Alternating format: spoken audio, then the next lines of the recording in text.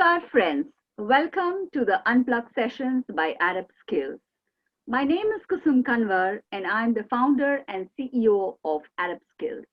The Unplugged Sessions, floated under Arab Skills, is a community of like minded people who like to spread awareness and educate about the usually unspoken topics. At Adept Skills, we are supporting and implementing the skills required to build the five social emotional competencies through our training programs for all school stakeholders. So we create something that has a positive and lasting impact.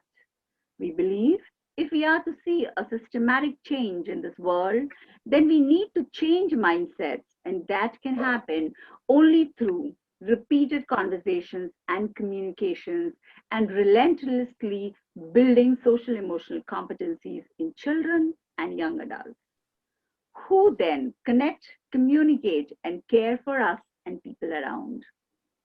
Unplugged Sessions is curated to discuss diverse topics which are on everyone's minds, but we do not have conversations around it on platforms to reach out to people who need this information and also to bring us closer to a mindset change. This is our fourth session under the psychological impact topic, and we are pleased to have touch teachers and our invisible warriors, parent community, and mainstream schools. Today, we are discussing a topic specifically concerning our children and young adults with disability, sexuality education. We have a very special guest today with us, and Savita has a very long association and experience of over 25 years working for education and rights of children and adults with various disabilities, especially for the mentally challenged children. She is a specialist in behavior management strategies, particularly adolescent and adult sexuality rehabilitation, counseling, management, and education. Savita's experience with Latika Roy Foundation Dehradun includes many services and especially being the project head for the College of Vocational Training, providing counseling for trainers, parents, and college staff. Presently, her association with ASRA Trust, an organization for the underprivileged children and adults, includes counseling and guiding young adults on issues of physical growth and its impact on their behavior. She likes to call herself an independent consultant, and we are so happy and proud to have her on our platform of the Unplugged sessions. Greetings and warm welcome to Savita Taplial, who is from Dehradun, Uttarakhand, my hometown as well. So thank you, Savita, for being here with us today to discuss something not widely done and still a taboo topic on platforms. Even though there is so much work happening around it by different organizations, and this being so close to your heart of what you do, I know that you're so passionate about it, that you sleep and breathe it always. So, Savita, thank you for being here. And if you would like to share or add something that I've missed in your introduction, over to you. Thank you so much, Kusum. I think you said more than I deserve, but I'm happy to be here. And I have been looking for platforms like this, though I've been conducting workshops and training programs for teachers as well as parents in different parts of the country. Surat, I was in Gujarat for some time, then I was in Chennai for about 5 years. And as you said rightly, that I work for children and young adults, especially their growing up issues. And as about sexuality, again, the word taboo is used, and that's such a right word, because this is one, I mean, such an important part of our body, but yet we ignore it. And this is what my message is to everyone, that when we can talk about every part of our body, why not this also? Because this is something, even if you're not comfortable, you can't cut it off from your body. So This is my passion, because of this reason, that people should understand this and take it as a compulsory subject. I can't understand why in mainstream schools also teachers and parents and management as such is reluctant to introduce this subject. True, Savita. That's the reason we are speaking about it today, so that we can reach, maximum people through our conversations. So, Absolutely. Savita, yes. So, Savita, what is the need and significance, which you've already spoken about it little, and the impact of not talking about it? And what will you share with us today? We would love to hear. See, when I say people with disability, children or young adults, why do I talk? I mean, disability is, I mean, they are not, they are like us only. They are not somebody else. So they have the same needs as anybody else.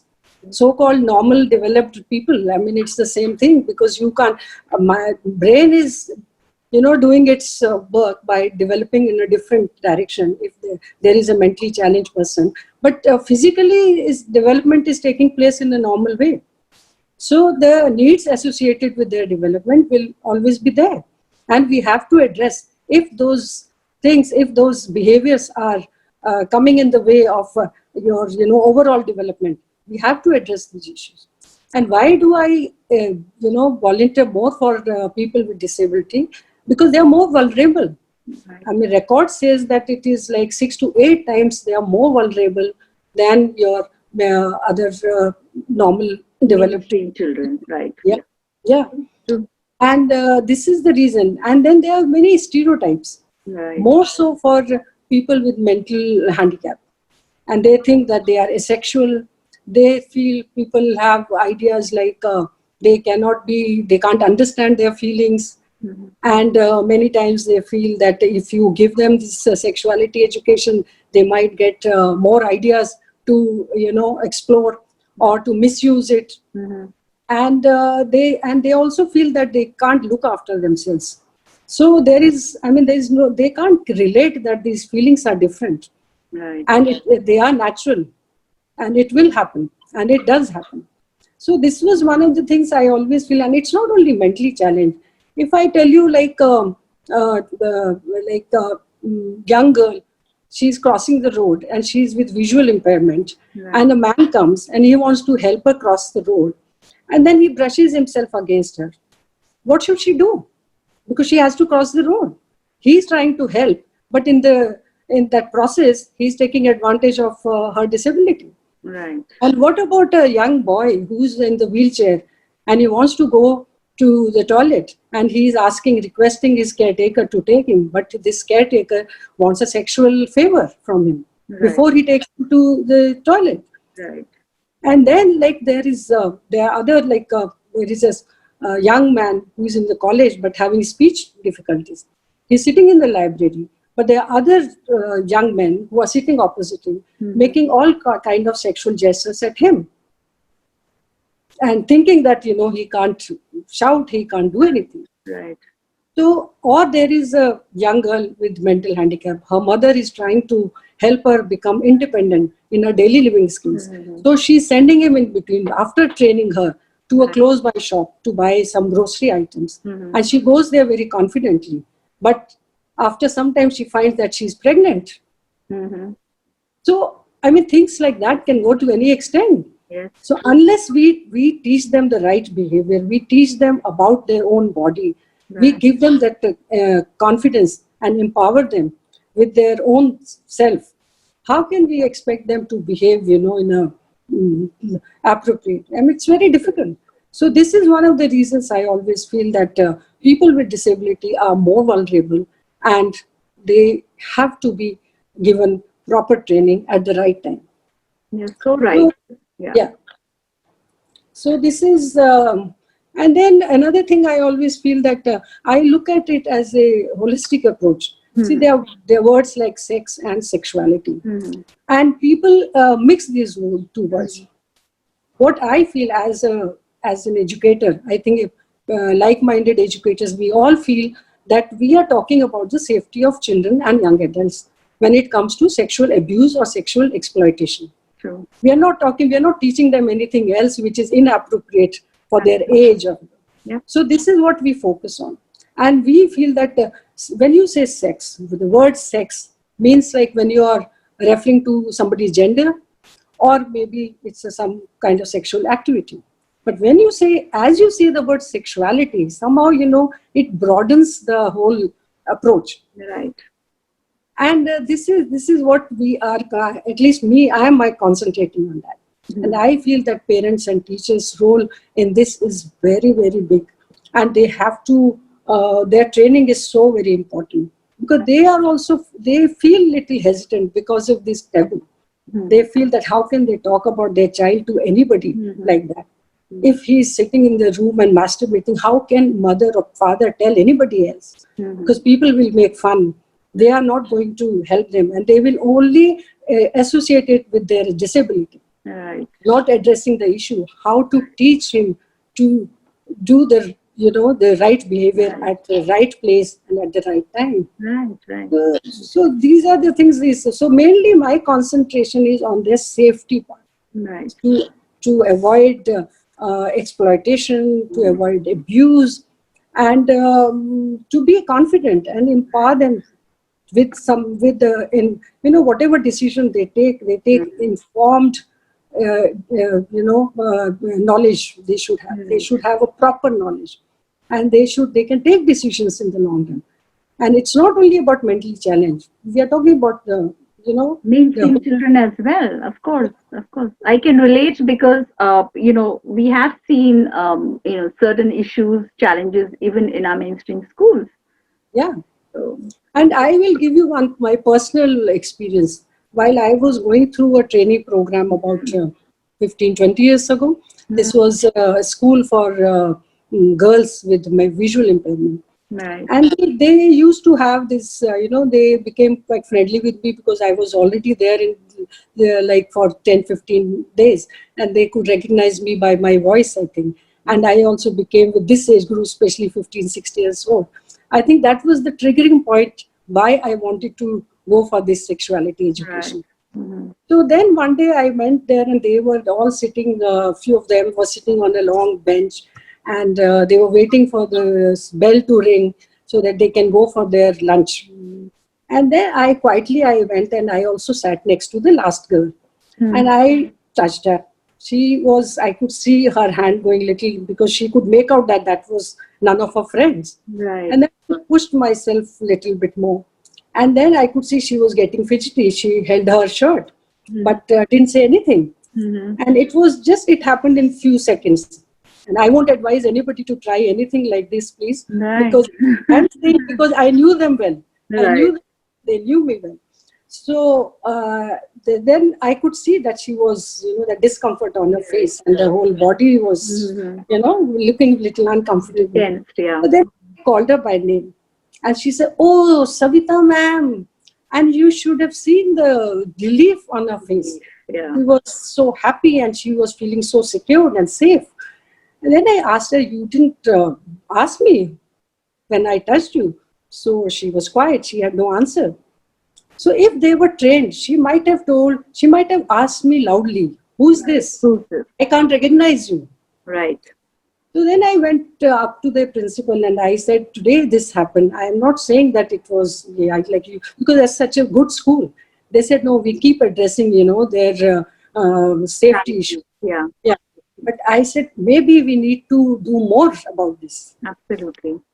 And that was a triggering point for me to, learn about this education. And that's how it started from there. And then at Latika Roy Foundation, we were very, very particular about this. I think we were the first organization who held a national conference on sexuality issues way back in 2001. Yes, fantastic. Yes. And I read out a paper written by Mr. Dinesh Gupta, who is an activist in Delhi, and who has physical disability. And I read out his paper, his feelings about, towards how people, they don't behave well with them. Right. So sometimes they take advantage of their disability. True. So these are the things, which I... It's a thing that they can impact. Yeah, this is so crucial. Thank you so much. So, regardless with a child having special needs or not, the right attitude needs to be developed. Culture that makes it like that, right? Yeah, Because this girl couldn't even say anything to you, right? She did feel uncomfortable, but that's it. So, yeah, regardless of anything, it is your body. So, your safety is important. Now, this is a very crucial topic, particularly in the present scenario, Savita. So, it is important that we teach skills that make people less likely to be victimized and also more likely to report it if it does occur. Training of teachers and parents, as you said, it becomes pertinent to change the community's mindset and deal with the young adults. So, how can we do that? What are your tips to parents? Because this is going to be this is one of the first series in the topic that we'll discuss. We'll go, to more advanced topics or to more attitudes and skill building. But what is your, first message and tips to parents, teachers, to children, who deal with our, children in schools? yeah. I would say first is to raise awareness about the topic and make the parents also comfortable. I have done conducted workshops for parents, and most of the parents, they were very shy in the beginning, and once we started talking about it during the workshop only, they became very comfortable and they started sharing their experiences. Right. And they all, in their feedback form, everybody wanted more training, Yeah. more workshops like that. Hmm. They wanted somebody to listen to their stories. They Right. wanted somebody who could guide them well, how to deal with children behavior at home Hmm. or in public or in school. Hmm. So they are all very open to this, and I think it's for educators to go up to them and teach them and tell them and do the training programs. And not only parents and even teachers are also very open to this. Teachers would be more frank about the subject than parents, I guess. Hmm. But parents and teachers, their training is very important, and it's not rocket science. This training is Absolutely. very, very simple. Mm. It's like I always say that you are extending training for social skills. Absolutely.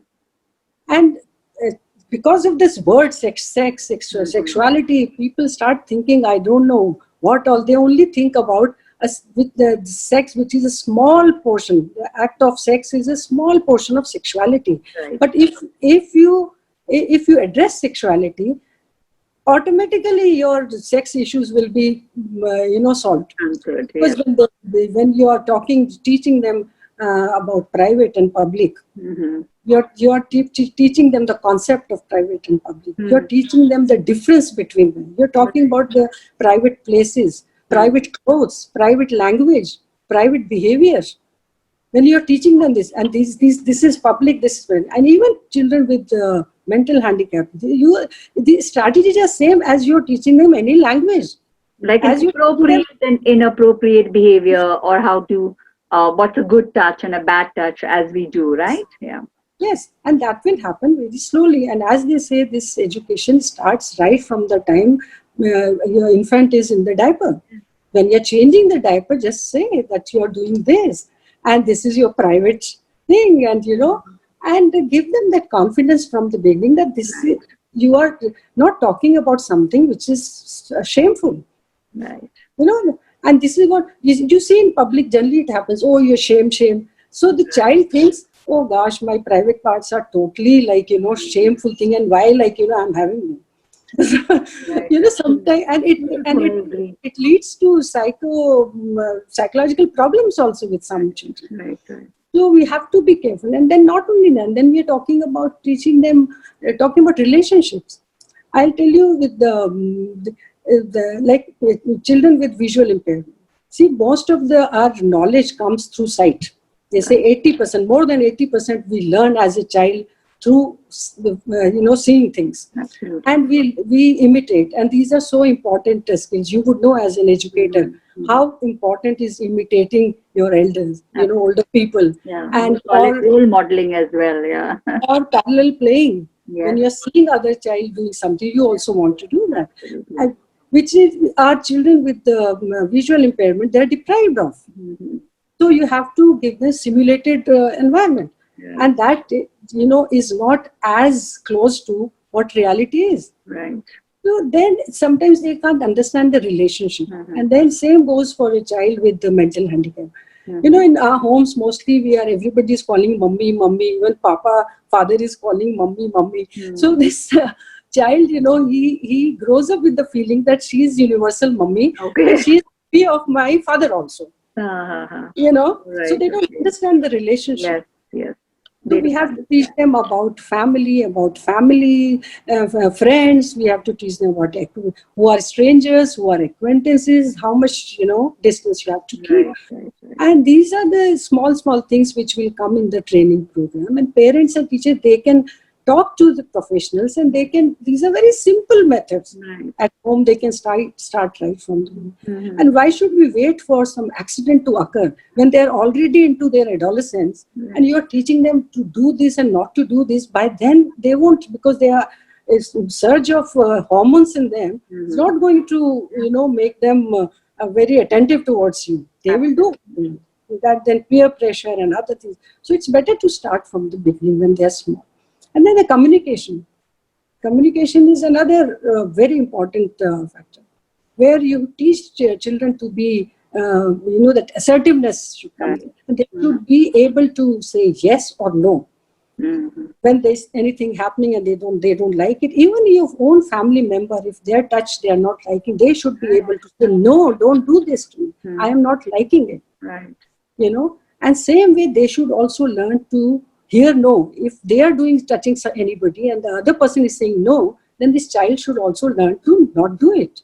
True. So this kind of and non-verbal communication with children, where they don't have speech or they have some other disability. So we teach them non-verbal communication in other areas. Right. Same way we can teach here also. Same here as well. Yeah, strategies can be, adapted. That's not a modified. It's not a problem. Absolutely. So these are non-verbal, then reporting, how if your communication becomes good, then reporting will be so much easier for them. Right. They can go to any trusted adult and talk about if they have faced any kind of exploitation or abuse or any incident has happened which they didn't like.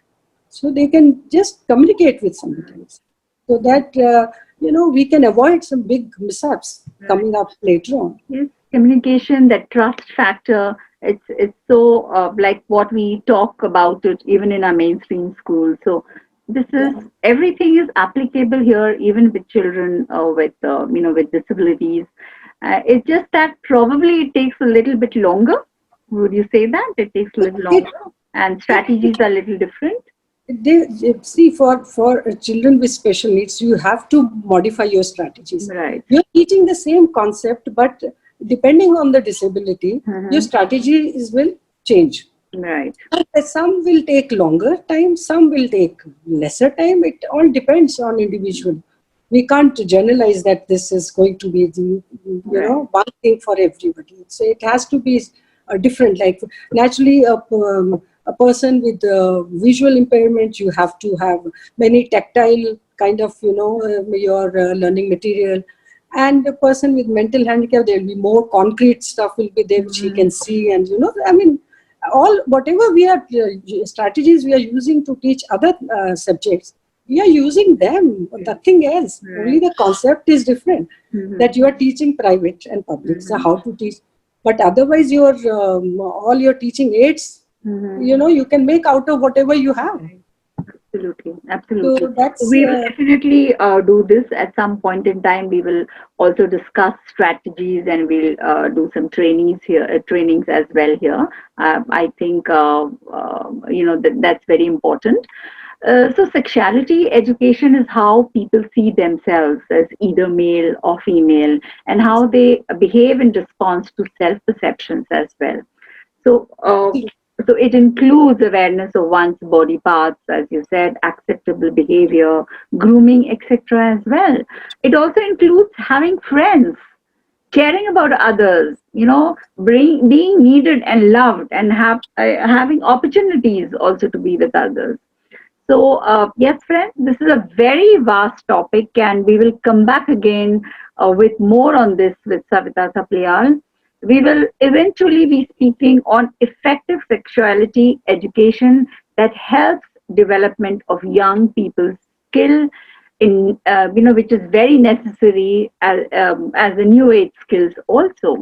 These are also negotiation skills, decision making, relationship skills, and other important skills include being able to recognize pressure from other people and to resist it, right? Dealing with and challenging prejudice and being able to seek help from adults, including parents, caretakers, and professionals through the family, community, and health and welfare services. So, teachers and parents, they, as you said, Savita, they play a very significant role in imparting sexuality education. And sex plays a very small, role in sexuality education. So, any lasting thoughts, Savita, that we can all take away from this session at least? Yeah, I feel that if training goes on and parents and teachers become comfortable with the subject, Hmm. and we can share much more than this, and they can they can come with their questions, and where Hmm. they have problems, where they feel they get stuck with the Hmm. strategies. Maybe we can discuss that later time sometime, Right. and this we can talk about it. And for today, I think if we can motivate the parents and teachers to take this subject seriously, that would be then I can call this session as a successful session. It is a successful session in We any can case. reach more Right, parents and more absolutely, people. Yeah. absolutely. So, yeah, so thank you, Savita, and all of you, हमसे जुड़ने के लिए on this unplugged topic by Arab Skills that we bring to you. And we bring you people, experts and influencers who, like us, also believe in inclusion, diversity, gender sensitivity, equal parenting, and much more. We all have the power to change mindsets together, as it simply begins with us. It begins with me. It begins with you. Begins with all of us. So thank you and be safe and happy in these times. Keep spreading love and happiness and awareness as well. Thank you and take care. Thank you.